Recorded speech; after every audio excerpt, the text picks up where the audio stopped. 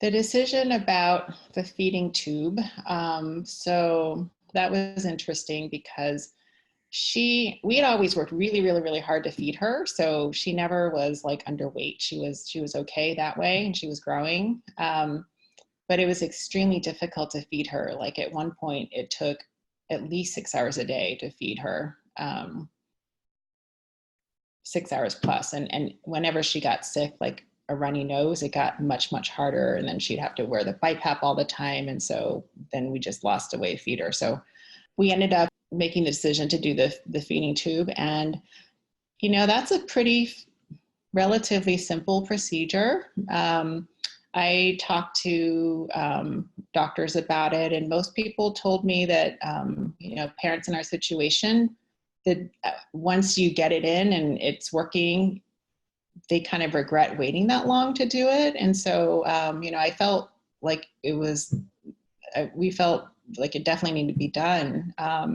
It ended up being really not the case for us. We had a lot of problems with our feeding tube. So we did like a G tube, so going through the stomach, which is what people usually get. It worked fine in the hospital for that day. As soon as we got home, that thing gave us trouble. For some reason, she could not tolerate feeds through the stomach. No matter what we did with the rate, the type of feed, whatever, she would retch and she'd throw up, and it'd be unpredictable.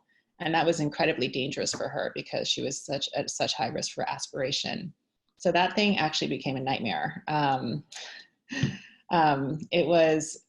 It added a whole other scary layer that we had to deal with. And that's what actually led to her last hospitalization.